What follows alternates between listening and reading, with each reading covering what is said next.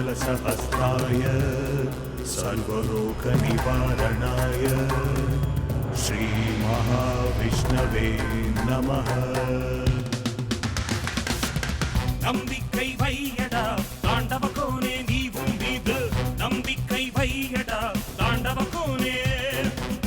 மூன்றாவது கை இது நம்பிக்கைதானே, அதை ஊன்றி வாழ்ந்து விட்டால் வெற்றிகள் தானே.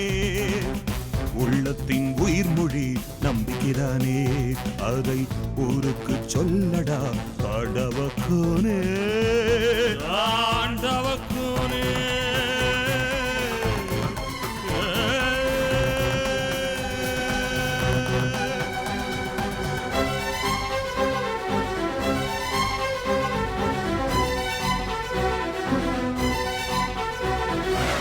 பூட்டு போட்டு மூச்சு காற்று அடைத்தவர் யாரும் இல்லை. ஆழ தோண்டி அறிவினில் போட்டு நம்பிக்கை தோற்றதில்லை. நோய் வந்து தீண்டினால் மருந்தை தாயன நினைப்பார். சோதனை போதினால் இறைவன் பாதங்கள் நம்புவார். தாண்டவ கோனே தாண்டவ கோனே, தன்னை அறிந்தால் வெற்றிகள் தானே. நம்பிக்கை வையடா தாண்டவ கோனே நீ உன் மீது நம்பிக்கை வையடா தாண்டவ கோனே. மூன்றாவது கை இது நம்பிக்கைதானே, அதை ஊன்றி வாழ்ந்து விட்டால் வெற்றிகள் தானே. உள்ளத்தின் உயிர்மொழி நம்பிக்கைதானே, அதை ஊருக்கு சொல்லடா தாண்டவ கோனே தாண்டவ கோனே.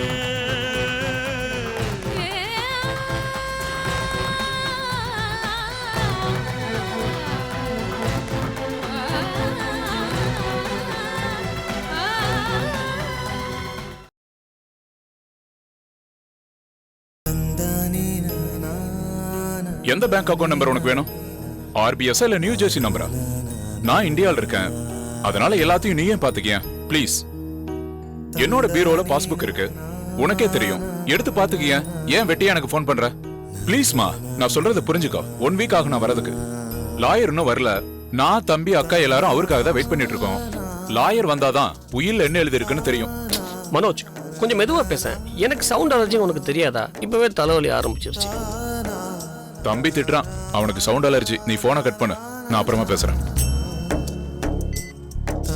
ஒரு தம்பி அமெரிக்கால, ஒரு தம்பி லண்டன்ல. நீங்க இங்க மும்பைல தானே இருக்கீங்க. நீங்களாவது அப்பாவை கடைசி காலத்துல வச்சு பாத்துருக்கலாம்ல.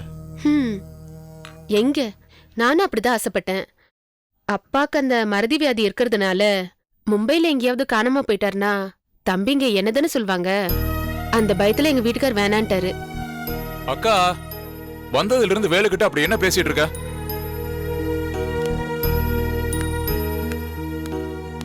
என்னத்த பேசிட்டு இருக்கேன்? அப்பா என்னைக்காவது ஒரு நாள் நம்மள பத்தி விசாரிச்சாரான்னு கேட்டுட்டு இருக்கேன். ரொம்ப முக்கியம். உயில் எங்கன்னு கேட்டியா? வக்கீல கான்டாக்ட் பண்ணியா? கான்டாக்ட் பண்ணேன். ஏதோ கேஸ் விஷயமா கல்கட்டா போயிருக்காராம், வரட்டும். அப்பா உயில் எழுதினாருன்னு தெரியும், ஆனா அதை எங்க வச்சு தொலைச்சாருன்னு தெரியலையே. வக்கீலுக்காக தெரியுமா, இல்ல அவர் நம்மள மாதிரி வீட்டுல இருக்க குருட்டு பூனையா? வக்கீல் இல்லாம எப்படி உயில் எழுத முடியும்? தாய்க்கு தெரியாத சூளா, வக்கீலுக்கு தெரியாத உயிலா? அல்சைமர்ஸ் வியாதி யாருக்குமே வரக்கூடாது. அதுவும் இந்த மாதிரி குபேரனுக்கு வரவே கூடாது. பொறுங்க, சென்னைக்கு வக்கீல் 4 நாள்ல வந்துருவாராம். வந்ததும் பேசி பாப்போமே. அக்கா புடிக்கா, மொபைல்ல புடி. விட்டுட்டாரு, மொபைல் விட்டுட்டுல போயிட்டாரு. இவனுக்கெல்லாம் எதுக்கு மொபைல்? ஒரு தடவை அப்பாவோட ஆடிட்டர் கிட்ட பேசிட்டு இருந்தேன். சொத்து மதிப்பு எவ்வளவு சொன்னார் தெரியுமா? கிட்டத்தட்ட 1500 கோடி. That's huge. Very huge.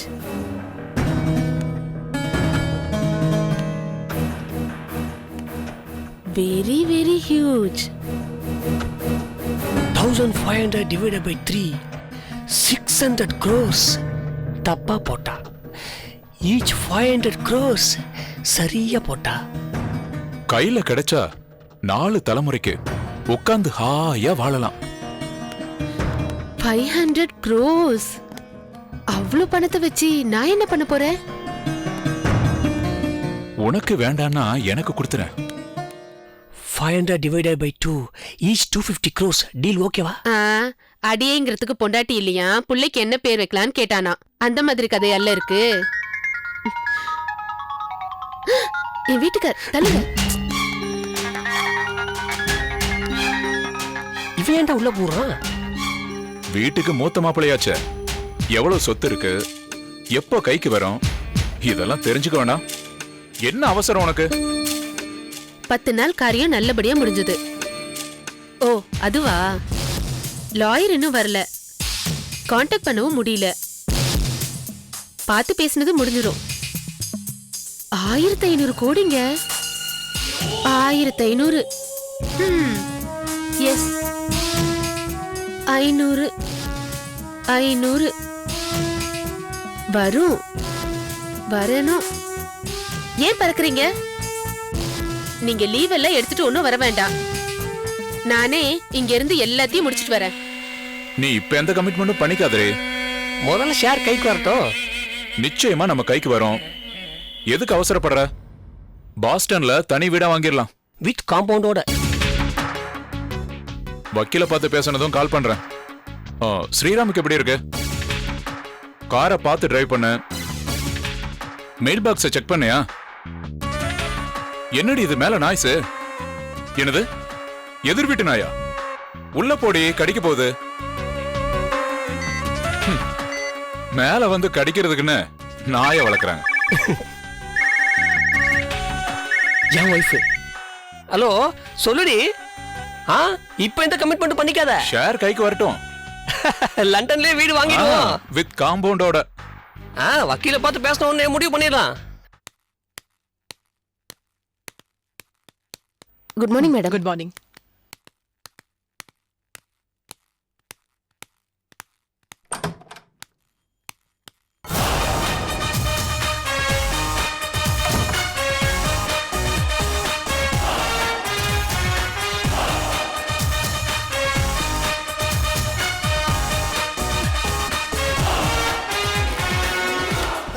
என்ன வேணும்? தேவி நீயா? Sorry sorry sorry, very sorry. நீ வேற கொஞ்சம் டிஸ்டன்ஸ்ல பணிவா பயந்து நின்னியா? நானும் வேலை பிஸியில இருக்கேன். அதான் உன் முகத்தை பார்த்த உடனே அது தேவி தான்னு என் பிரெயினுக்கு ஸ்ட்ரைக் ஆகல. சொல்லு தேவி, என்ன இந்த பக்கம்? உடம்பு சரியில்லையா? ஐ மீன் வீட்ல விசேஷமா? அதுக்காக டாக்டரை பார்க்க வந்தியா? இல்ல இங்க வேலை பார்க்குற ஆகாஷ் ஐத்தானுக்கு லஞ்ச் எடுத்துட்டு வந்தியா? ஓ, ஆகாஷ் இங்க வேலை இல்ல. வீட்ல வெட்டியா தானே உட்கார்ந்துட்டு இருக்கான். பிரேம் என்ன விளையாட்டுது?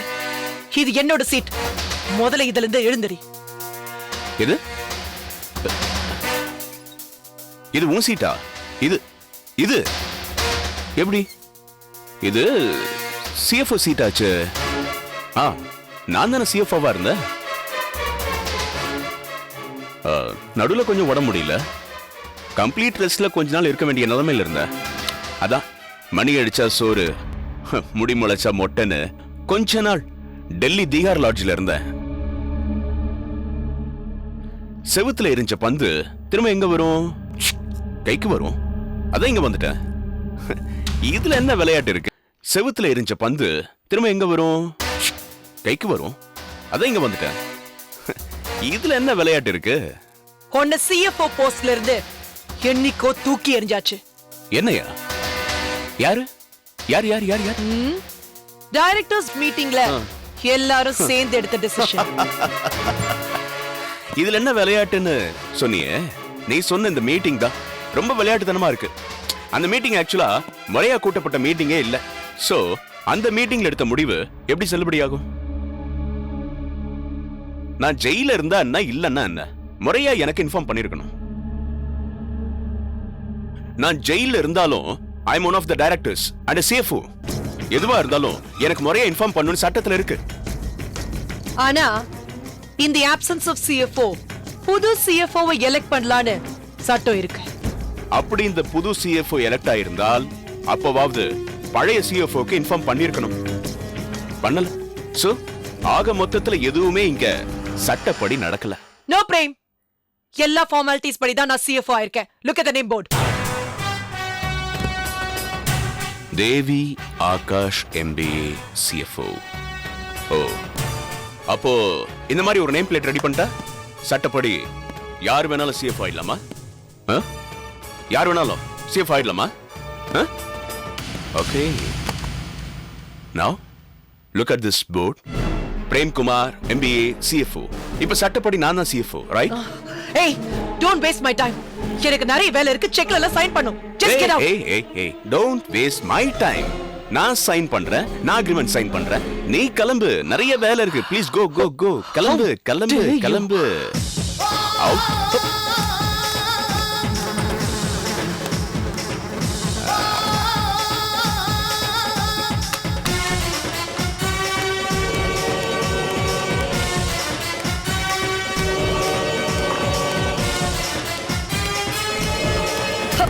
This is atrocious, ridiculous. என்னாச்சு தேவி? இங்க நான் சிஎஃப்ஓவா இல்ல அந்த பிரேம் சிஎஃப்ஓவா? நீதான். அந்த பிரேம் நான் தான் செக்ல எல்லாம் சைன் பண்ணுவேன் அடம் பிடிச்சிட்டு இருக்கான். அவனதான் சிஎஃப்ஓ போஸ்ட்ல இருந்து துரத்தியாச்சு. அவன் எப்படி செக்ல சைன் பண்ணுவா? சொல்லிட்டேன். அவன் என்கிட்ட தேவையில்லாத விதண்டாவாத பண்ணிட்டு இருக்கான். அவன் என் சேர்ல உட்கார்ந்துட்டு இருக்கான். ராஸ்கல். இப்ப அவனை என்ன பண்றது? அவன் பண்றது அடாவடித்தனம். We must teach him a lesson. இரு. நரேன், உடனே என் கேபினுக்கு வா. இப்ப எதுக்கு நரேனை கூப்பிடுற? அவன் நம்மளோட மென்டல் ஃபோர்ஸோட மோதுறானா? நானும் மென்டல் ஃபோர்ஸோட மோத ரெடி. பட் அது இப்ப பிரயோஜனப்படாது. We need physical force. அப்ப நரேன் is our bodyguard. சினிமாவுல ஹீரோவும் வில்லனும் மோதிக்கிற மாதிரி ஃபைட் சீன் வருமே, அந்த மாதிரியா? கிட்டத்தட்ட. யாருக்கோ ஒருத்தருக்கு நல்ல அடிபட போகுது. ஹாஸ்பிடல் தானே, பாத்துக்கலாம்.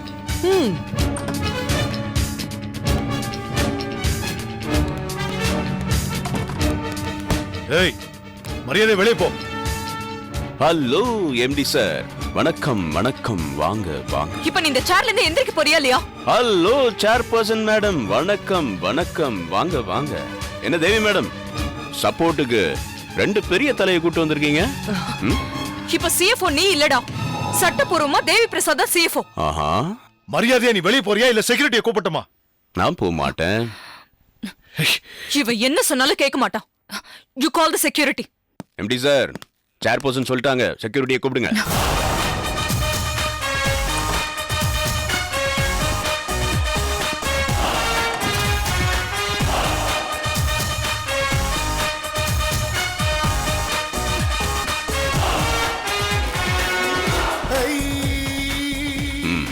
Will you please help me? Thank you. Please carry on. வக்கீல் சார், எப்படி இருக்கீங்க? நான் நல்லா இருக்கேன். நீங்கெல்லாம் எப்படி இருக்கீங்க? நல்லா இருக்கும். பெரியவர் டெத்துக்கு 3 பேரும் டான்னு ஆஜராயிட்டீங்க. இறந்து போனது அப்பாவாச்சே, எப்படி வராம இருக்க முடியும்? அப்பாவோட பிரிவை எங்களால தாங்க முடியல. வக்கீல் சார், இனிமே நாங்க இந்தியா வர முடியாது. ஏன்னா செட்டில் நடத்துல அவ்வளோ பிஸியா இருக்கும். வக்கீல் சார், அப்பாவோட சொத்து உயில் விவரம் என்ன? உயில் விஷயத்த அன்னைக்கே பேசியிருக்கலாம். ஆனா அது அவ்வளவா நல்லா இருந்திருக்காது. அதான் பெரியவர் பாடி வீட்டில் கிடந்தப்ப அதை பத்தி பேச்சு எடுக்க வேணாமேன்னு விட்டுட்டேன். நடுப்புற கொல்கத்தா வேற போயிட்டேன். சரி, உயில் எடுத்து படிங்க. உங்க 3 பேருக்கும் நல்லா தெரியும், உங்க அப்பாவுடைய அசையும் அசையாத சொத்துக்களோட மதிப்பு ஏறத்தாழ 1500 கோடி. இதுல யார் யாருக்கு எவ்வளவு பங்கு வரும்னு 3 பேரும் கணக்கு போட்டு வச்சிருப்பீங்க. அது எப்படி முடியும்? எங்களுக்கு எப்படி தெரியும்? அந்த உயில் இது வரைக்கும் நாங்க பார்த்ததும் இல்ல, படிச்சதும் இல்ல. நான் அந்த அர்த்தத்துல சொல்லல. இந்த உயில்ல எழுதியிருக்கப்படி உங்க அப்பாவோட சொத்துக்கள் மேஜர் போர்ஷன் யாருக்கு போய் சேரணுமோ அவங்க கிட்ட நான் ஆல்ரெடி டிக்ளேர் பண்ணிட்டேன். அதனால அவங்க மூலமா உங்களுக்கு விஷயம் தெரிஞ்சிருக்குமோன்னு நினைச்சு கேட்டேன். எங்க சொத்துல மேஜர் போர்ஷன் இன்னொருத்தருக்கு டிக்ளேர் பண்ணிருக்கா? யார் சார் அது? சாந்தி நிலையத்துல சேர்பர்சனா இருக்கிற டாக்டர் ரதிபாரதி. ரதிபாரதி எங்க தூரவு, அவங்களுக்கு எப்படி? டாக்டர் ரதிபாரதிக்கு 500 கோடி. அநியாயம். அவங்க சேர்பர்சனா இருக்கிற சாந்தி நிலையம் ஹாஸ்பிட்டலுக்கு 500 கோடி. அக்கிரமம். மீதி இருக்கிற 500 கோடி உங்க 3 பேருக்கும். இதுதான் இந்த உயிலோட சாராம்சம்.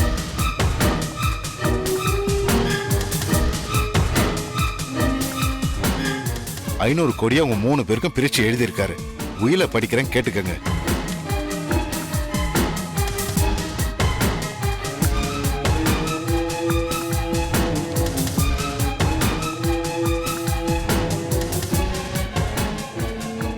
என்ன கேட்டுக்கிட்டீங்களா? 7 வருஷத்துக்கு முன்னாடி 2005ல பெரியவர் புத்தி சுவாதீனத்தோட இருந்தப்ப முறையா எழுதி ரிஜிஸ்டர் பண்ணப்பட்ட உயில். இந்த நகலை என்கிட்ட கொடுத்துட்டு ஒரிஜினலை பெரியவர் தன்னோடவே வச்சுக்கிட்டார். ஸோ இந்த உயிலை எக்ஸிக்யூட் பண்ணணும்னா இதோட ஒரிஜினல் வேணும். அது கைக்கு வந்ததும் ஃபர்தரா ப்ரொசீட் பண்ணலாம். பெத்த பசங்க எங்களுக்கு இவ்ளோ கம்மியா எழுதியிருக்காரு. ஏன் எங்க அப்பா இப்படி பண்ணாரு? எங்க அப்பாவுக்கு இருந்தது அல்சைமர்ஸ் டிசீஸ் நினைச்சேன். அது இல்ல, அவருக்கு இருந்தது பைத்தியம். பைத்தியம் முத்தி போய் தான் இப்படி ஒரு உயில் எழுதியிருக்காரு. அவர் தான் இப்படி உயில் எழுத சொன்னா உங்களுக்கு புத்தி எங்க போச்சு? யாரோ பெத்த பொண்ணுக்கு இத்தனை சொத்து எதுக்குன்னு கேட்க மாட்டீங்களா? அட்லீஸ்ட் இப்படி ஒரு உயில் எழுத போறாரு ஒரு ஹிண்டாத் கொடுத்துருக்கலாம்ல, தடுத்துருப்போம்ல. உயில் எழுதுறவங்களோட சொந்த விருப்பு வெறுப்புல லாயர் தலையிடவும் முடியாது, தலையிடவும் கூடாது. இது சட்டம். ஃபேமிலி லாயர்னா ஃபேமிலிலயும் ஒரு அக்கறை இருக்கணும் சார். நான் சட்டத்துக்கு உட்பட்டு தான் எல்லாமே செஞ்சிருக்கேன். உயிலோட ஒரிஜினல் கிடைச்ச உடனே எனக்கு ஃபோன் பண்ணுங்க. ஃபர்தரா மத்ததெல்லாம் பேசிக்கலாம். நான் பைசாவுக்கு தேராத உயில எழுதி வச்சுட்டு அதுல ஒரிஜினல் வேற டூப்ளிகேட் வேறயா? அந்த உயில் கிடைச்சா என்ன, கிடைக்காட்ட என்ன? ஆனா பெத்த பிள்ளைங்களுக்கே அப்பா அப்படி துரோகம் பண்ணுவார் நினைச்சு கூட பார்க்கல. ஆத்திரப்பட்டு ஒரு பிரயோஜனமும் இல்ல. ஒரிஜினல் கிடைச்சா இந்த பணமாவது உங்களுக்கு கிடைக்கும். இல்லைன்னா இவ்வளவு சொத்து இருந்தோம் யாரும் அனுபவிக்க முடியாது. முடிஞ்சா ஒரிஜினலை தேடி கண்டுபிடிங்க. நான் வரேன்.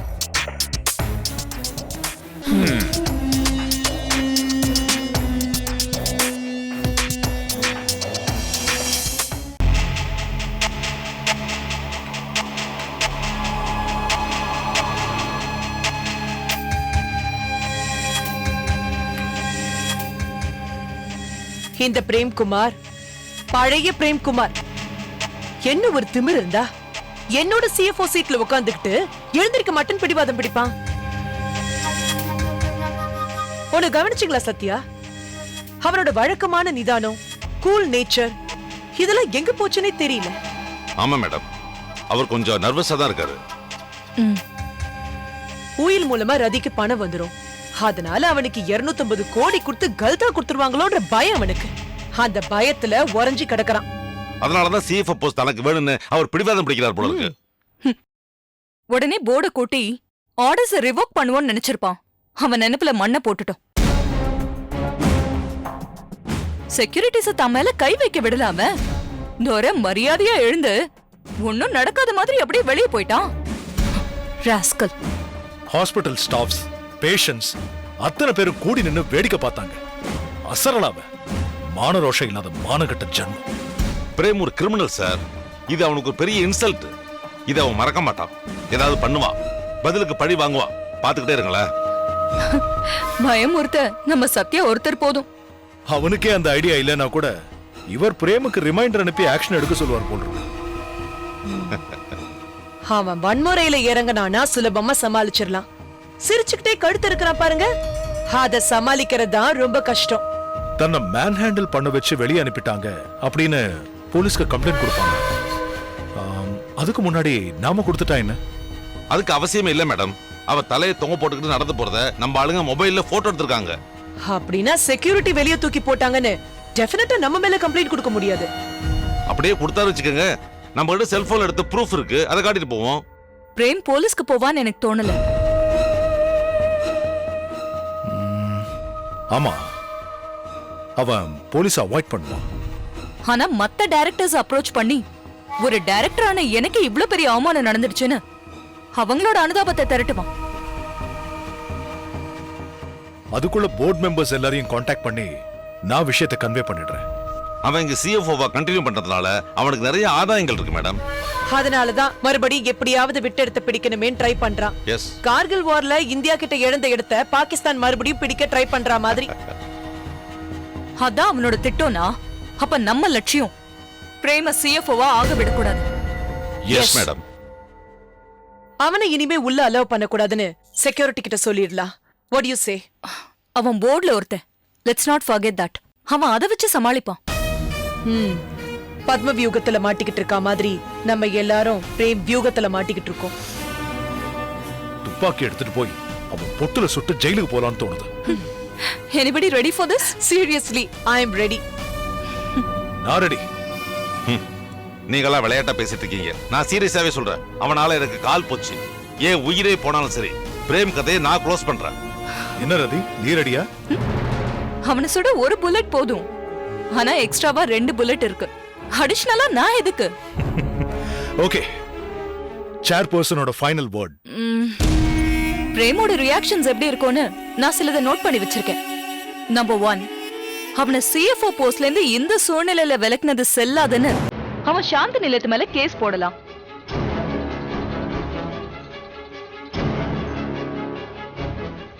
நம்பர் 2, தேவி மேல பிசிக்கல் அசால்ட் நடக்கலாம்.